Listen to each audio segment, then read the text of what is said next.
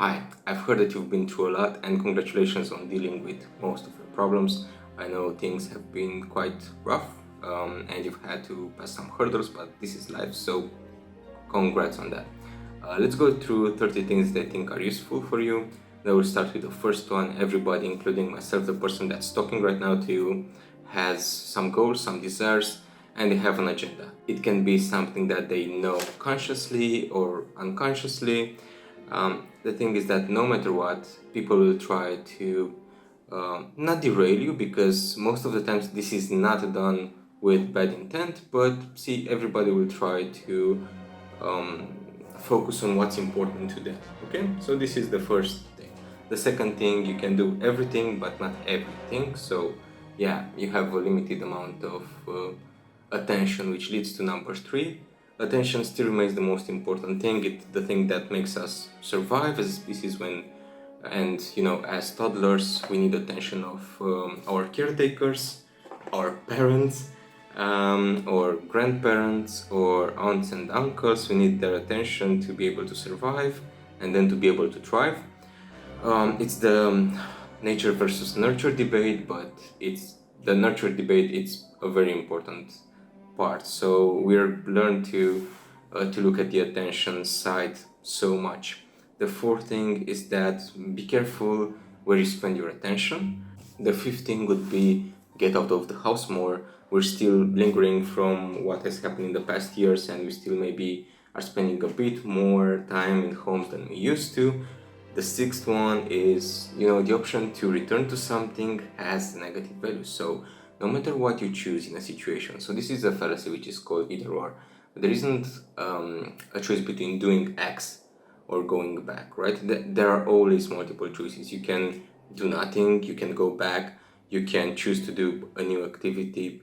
So you are already in situations where the either or fallacy shows its teeth, right? Because you don't have only 2 options. Every time when you believe that, you do have more options than those. The next one, people vote with their feet.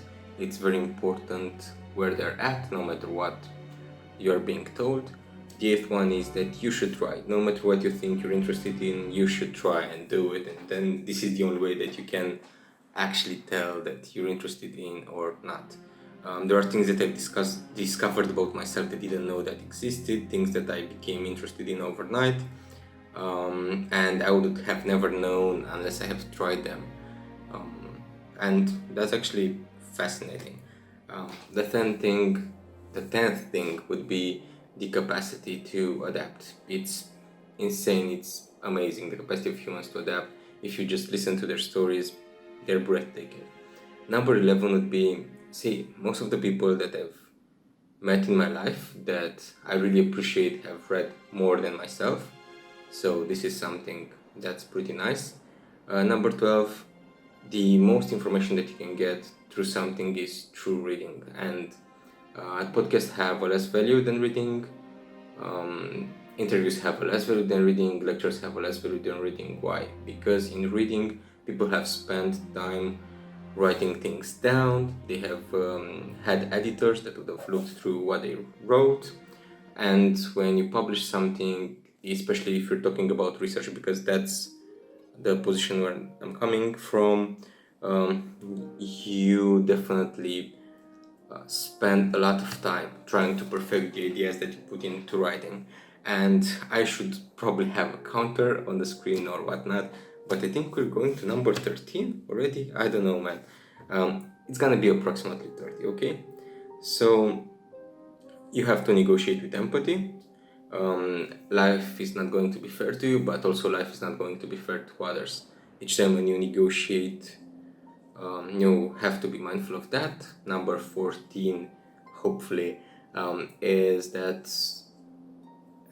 you can never expect how somebody is going to act to something. So even if you expect that they would act in a certain way, your way of seeing or perceiving reality is different from theirs. I don't want to share like a deterministic view, materialistic view, or whatever, or a Cartesian view, a dualist view. I don't care about philosophy right now in this discussion, but all I'm trying to say is that our perception, our senses, have been shown to fail. Sure, that's one argument, but they've also have been shown to be slightly different, right? And when you do that over a larger period of time, each of our own experiences is slightly more different. It's impossible to be aware of everything at the same time. This is the role of conscious thought, right? And this is the only way that we can go through life without being too overrun by the multitude of information. Because if you would have been aware of everything, then you would have way too much information to deal with. But yeah, let's go to the next one, number 15? Okay, 15, let's say. It would be when pets are around, arguments get much better. I've seen that people tend to be, or children, right? Pets or children. People tend to be less aggressive and more understanding when a pet is around. Number 16, just because you've done something nice for somebody, you shouldn't expect anything in return. You shouldn't expect them to be nice to you. You shouldn't expect them to do nice things to you. You should honestly don't do it with any sort of end in mind. Right. There are some more things that I think are valuable here. Number 17 is that you can be passionate of something, you can care about something. It doesn't mean that you will achieve that thing, or it doesn't mean that this is the path for you. And this applies to humans as well, right? You can care about a person, you can think that they're great for you, but they might not care back. So I'm trying to say that what you put in any kind of system, no matter what, all of them are open systems, by the way. So no matter what kind of system, what kind of relationships, what kind of things in which you put some work, energy, or however you want to call it in, you should not expect the same thing that to return to you, or you should not expect a certain result, right? Things are unpredictable. As far as I'm aware of, we don't know much. There are very, very few things that we know, and those things we can say that we know approximately to the level of our perception, right? Because even the most basic things face a problem with continuity at certain levels. Not going into physics, not going into metaphysics, not going into mathematics, but just so you know, there are so many incompatibilities and weird quirks of theorems that it makes it so wonderful to spend some time researching that. And maybe if I wouldn't go on tangents, I would remember the numbers, but I would say this is number 18. This is a bitter one. I'm not agreeing exactly with how it's written down, but thinking is difficult, that's why most people judge. It's attributed to Jung.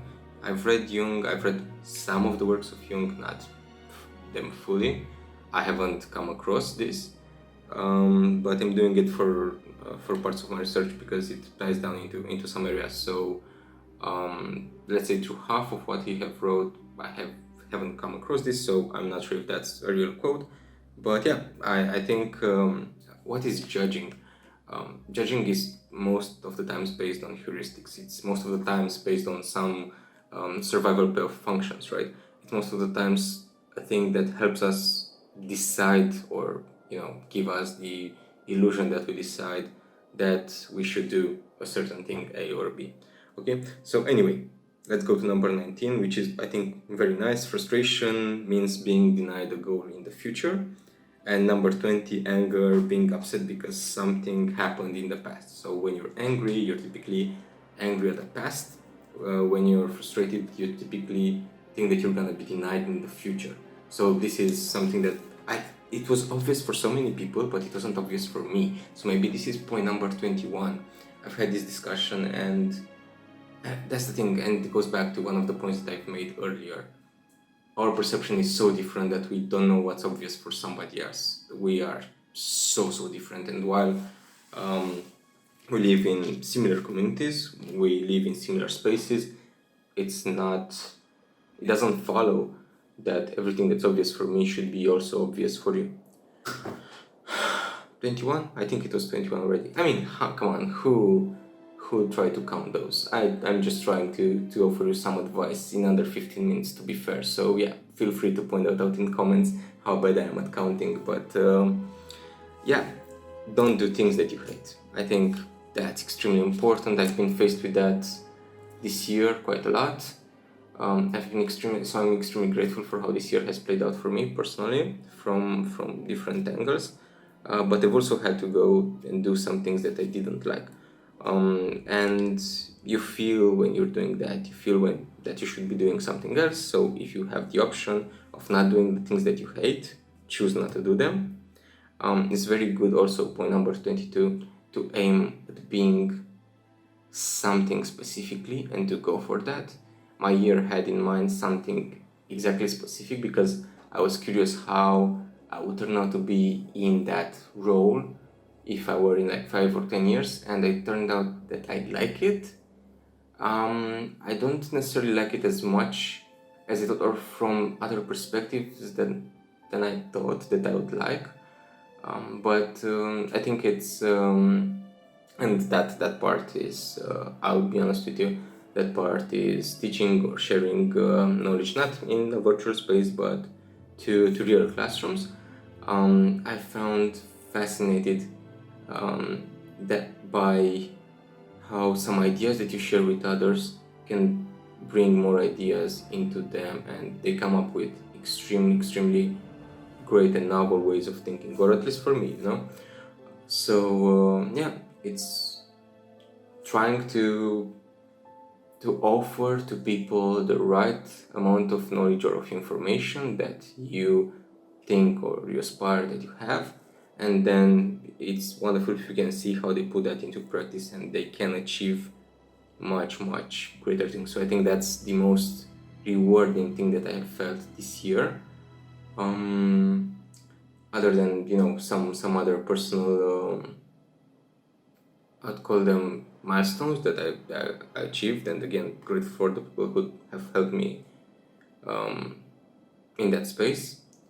It's a year in which I've lost people, as everybody, and if you're going through a period of grieving and of let's say yeah, grieving, it's the best because it encapsulates every kind of negative sentiment that's powerful. So if you're going through that, all my good thoughts go to you, and I hope that you are going to come to terms with what have happened and to remember the things that you're grieving after fondly. And yeah, let's go to the 24th because this is getting heavy. So nothing done well is insignificant. Again, at some point in this time, before finding metaphysics, I'm joking. But yeah, meaning for me has been always a thing of extreme interest, right? Or extreme curiosity, and that's just me. But I have felt that if something doesn't have that much meaning, it's insignificant, but it's not. Anything that we are doing, everything that we're doing has a certain significance, even if we might not see it, even if we might not be aware of it. And that's typically, I'm talking about the things that we're doing that maybe seem to us that they are not helping everybody, which, I mean, if they are net positive, if they, for example, you are doing a very tiny bit of service to your community and you think that, hey, that was sort of something that will serve nobody. Let's say you're preparing a guide on something, or I don't know, a recipe, okay? You have a recipe.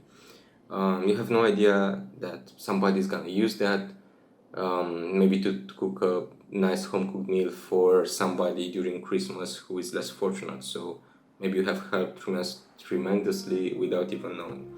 So yeah, I would say that's 25. Man, if I went over, feel free. I do have lots more to pick. I could go to 100, but yeah, I don't want to pass the 20 minutes mark.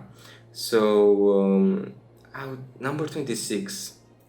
If you don't think that you can carry something on the stairs in a single road, make sure that you make 2 trips. Or if something is way too heavy, make sure that you make 2 trips. And this actually leads to the health idea. Prevention is the most important thing that you can do in that space.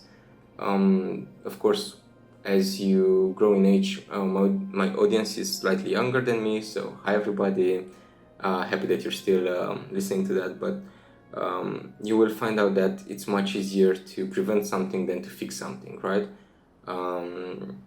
If you break a leg or you break a hand right now, it's when you're at a certain age, it becomes tougher to recover, and the recovery takes longer. So the best that you can do is to make sure that you're always doing the things that you enjoy, but with the caveat of if you can make things easier for you in terms of the strain that you're putting on your body, go for it. I would still encourage you to go to the gym. I haven't been that so I have around 200 gym days this year. I had a target of 225. What I have really nice on my wall, it's a list of the goals for this year, so maybe that can go number 26, which should be actually number 27, because I think I just covered number 26. But that should be able to set goals in a way that you can measure them, in a way that you know what you're aiming for, because otherwise it's just something that is going to happen maybe much later, right? Everybody tells you about SMART goals, about setting a vision, and it gets boring and crowded, and the space is horrible. But there is a lot of value in it. So when most people are talking about something, Kierkegaard was saying that the crowd is untruth. But when most people, so the general knowledge for most of the times is correct, right? So when most people are thinking that, hey, jumping off a cliff is going to harm you because of gravity, it typically is correct, even though there might be some people that are claiming that gravity doesn't exist. Okay, sure. It's a silly, stupid example, but it's the best I can come up with. So, number 28. Right. I think that calm is contagious would be a nice one. Why is that? Because, or actually, your attitude is contagious. So, in a situation, no matter what, when things are good, nobody cares about being calm or being well put together. But when things get heated or things get bad, it's always best. I've heard this a while ago and it stuck with me. It's always best to be the person who can be helpful at a funeral, right? It's always best to be the person who stays collected, who grieves. Of course, it's not a fact of not grieving, but it's people need somebody to anchor to, and it's great that if you have somebody like that in your life. I do, and I'm grateful for my mom every day and for my dad every day, because of course they keep us grounded. But even like maybe outside of parents, maybe you have some friends, maybe you have a spouse that you keep you like an anchor. I don't know if that's the right word, but yeah, anyway, the idea is that somebody needs to be calm and collected in the room where things are going down, and it's great if you can be that person for the others.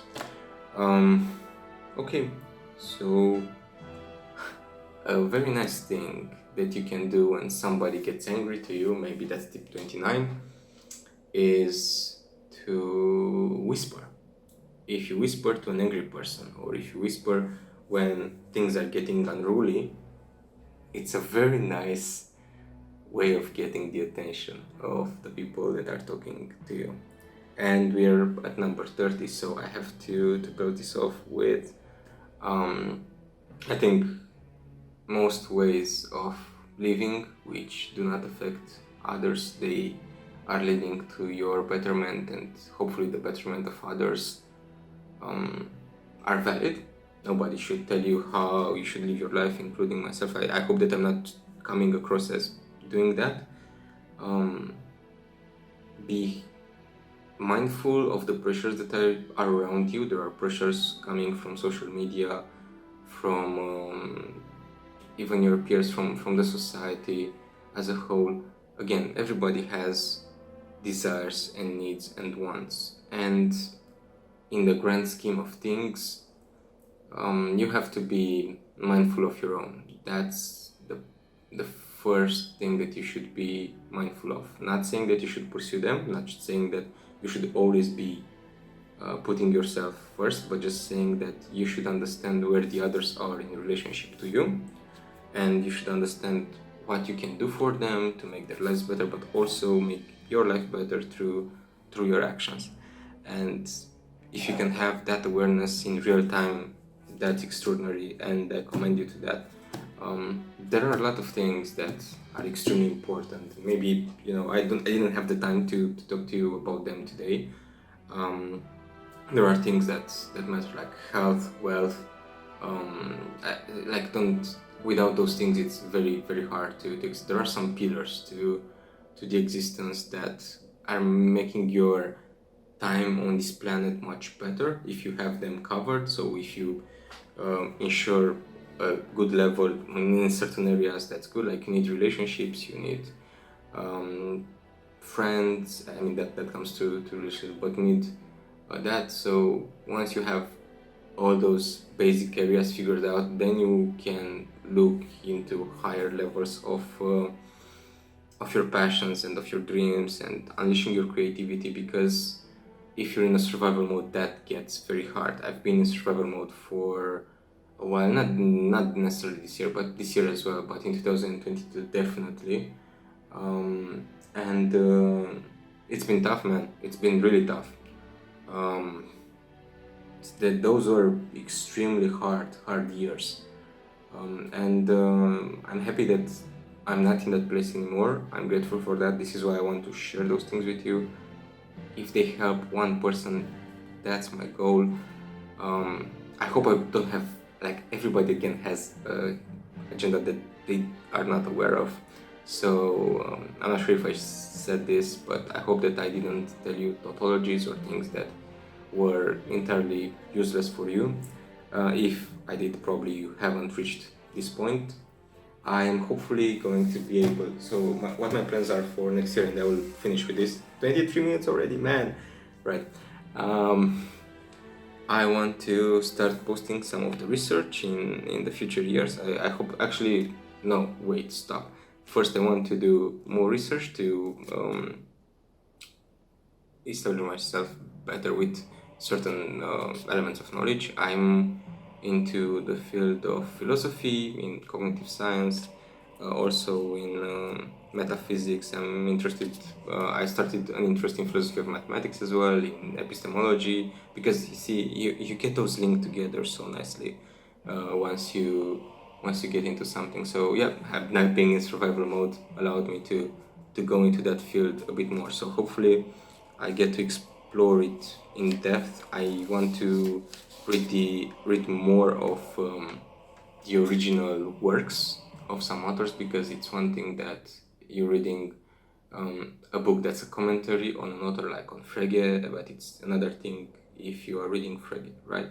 Or maybe maybe Kant. Like, Kant is notoriously difficult to read. I've started reading him, and it's extremely challenging, so it's much easier to go to somebody who read it and explain it to you, but you'll find out that you will extract something else from from his work. So if you're interested in something, sure, you can maybe start with that kind of a compilation, or a summary, right, to see if it really interests you. But it's nice to deep dive into the works of people. I've done that with Jung, Freud as well. This year I've found out Jung to be fascinating.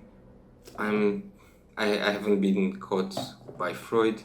I find Russell to be fascinating as well by reading more of what he did. I find Quinn, for example, as another philosopher that he didn't catch me. Same I found lots of ideas that stemmed from reading people like Chalmers, even though I always try to find counter arguments to what he wrote. So having this ability to go more into what others have done allows you to also create maybe more valuable things as a side note.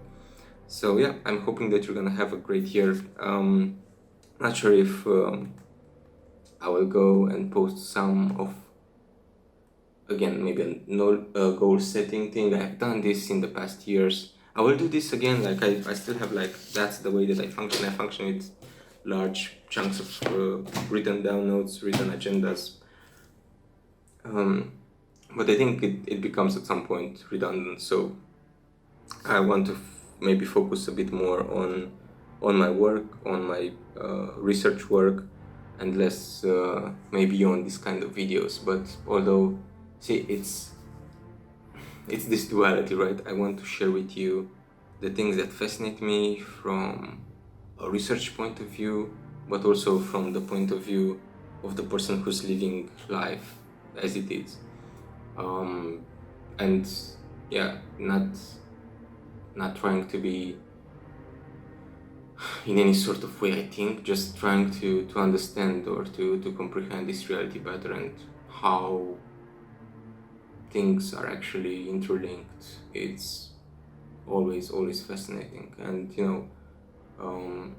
trying to, again, maybe I think that go, like, if we go another field of philosophy is morality, the biggest one after epistemology and metaphysics, right? So morality is a tricky one, but so ethics, actually, ethics, not morality, sorry. So it's very interesting to go into that field. But I wanted to say right now that I should, or I'm aiming to do something that's good. But yeah, I have no idea if something that I'm doing is good or it's not. So yeah, it was a nice internal monologue, I guess. It was nice talking to you again. Hopefully I will have something that's well researched, that's well written, that's well polished in order to share with you. I do have some essays, I could share those with you. I don't think that they are for a larger audience, so that they would benefit somebody. There aren't necessarily any breakthroughs to them. They're on certain arguments from philosophy. So if at some point in time I do have essays with nice points for the general public, I will definitely share that. Hopefully I do have a couple of them in works, but you never know until you finish, and you never know until you put your work through the minds of others as well. Yeah. So on that note, I think collaboration still remains one of the most important things that you can do. Take care of yourself, please. And yeah, it's been nice talking to you. I'll see you when I see you. Bye.